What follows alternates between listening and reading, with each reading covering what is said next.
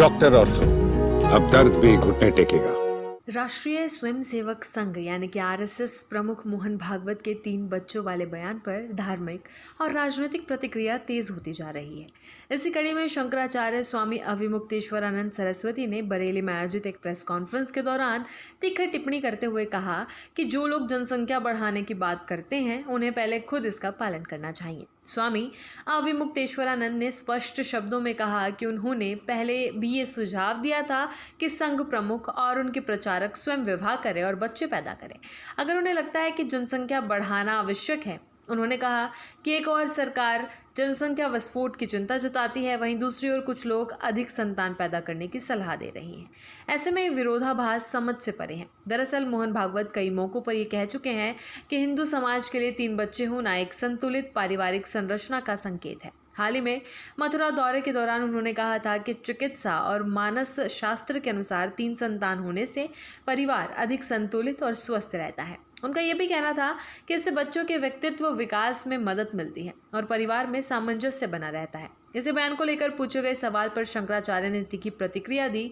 उन्होंने कहा कि दूसरों को सलाह देने से पहले खुद उदाहरण प्रस्तुत करना चाहिए। उन्होंने ये भी कहा कि दूसरों पर बोझ डालना उचित नहीं है और जो बात कही जा रही है उसका पालन पहले खुद करना चाहिए। प्रेस कॉन्फ्रेंस के दौरान उन्होंने राजनीति और सामाजिक मुद्दों पर भी अपनी राय खुलकर रखी। विपक्ष या सत्ता पक्ष के समर्थन के सवाल पर उन्होंने कहा कि वे किसी एक पक्ष के साथ नहीं हैं। उनका कहना था कि जो भी उनकी बात सुनेगा वे उसके साथ खड़े होंगे। उन्होंने खास तौर पर गौ माता की रक्षा के लिए कानून बनाए जाने की मांग दोहराई और कहा कि अगर सरकार इस दिशा में कदम उठाती है तो वे उसका समर्थन करेंगे। अंतर्राष्ट्रीय मुद्दों पर भी स्वामी अविमुक्तेश्वरानंद ने अपनी प्रतिक्रिया दी। उन्होंने अमेरिका, इजरायल और ईरान के बीच चल रहे तनाव को लेकर कहा कि आश्चर्यजनक है कि दुनिया के विद्वान इस मुद्दे पर चुप हैं। उन्होंने कहा कि हर युद्ध में एक पक्ष न्याय का और दूसरा अन्याय का होता है, लेकिन इस पर स्पष्ट रूप से कोई बोलने को तैयार नहीं है। प्रधानमंत्री नरेंद्र मोदी की इस मुद्दे पर प्रतिक्रिया को लेकर पूछे जाने पर उन्होंने सीधे तौर पर टिप्पणी करने से बचते हुए कहा कि एक विद्वान का दायित्व होता है कि वो अन्याय और न्याय के बीच अंतर स्पष्ट करे। उन्होंने ये भी कहा कि भारत की परंपरा गुटनिरपेक्ष रही है, लेकिन वर्तमान परिस्थितियों में लोगों के मन में सवाल उठ रहे हैं कि देश किस पक्ष में खड़ा है। उन्होंने ये भी आरोप लगाया कि सरकार आम जनता की समस्याओं से दूर है।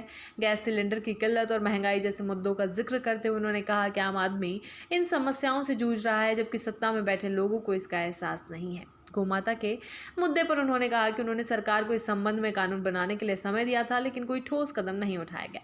उन्होंने विपक्षी दलों से अपील की कि वे इस मुद्दे को चुनावी एजेंडे में शामिल करें और जनता को इसके लिए जागरूक करें। इसके अलावा उन्होंने ये भी कहा कि चुनाव के समय लव जिहाद और धर्मांतरण जैसे मुद्दों को सामने लाकर जनता का ध्यान भटकाने की कोशिश की जाती है। उन्होंने लोगों से अपील की कि वे इन मुद्दों में उलझने के बजाय अपने मूल मुद्दों पर ध्यान दें और उसी आधार पर मतदान करें। अपने दौरे के बारे में जानकारी देते हुए उन्होंने बताया कि वे वाराणसी से दिल्ली होते हुए ऋषिकेश जा रहे हैं। भगवान बद्रीनाथ धाम के कपाट खुलने की परंपरा के तहत ज्योति के तेल का घड़ा ऋषिकेश पहुंच चुका है, जिसे 8 अप्रैल को ज्योतिर्मठ के रास्ते बद्रीनाथ के लिए रवाना किया जाएगा। उन्होंने कहा कि इस धार्मिक परंपरा में शामिल होने के लिए वे यात्रा कर रहे हैं। बरेली में अपने ठहराव को लेकर उन्होंने कहा कि धर्म नगरी है और यहाँ के विद्वानों ने हमेशा सनातन धर्म को आगे बढ़ाने में महत्वपूर्ण भूमिका निभाई है। डॉक्टर ऑर्थो, अब दर्द भी घुटने टेकेगा।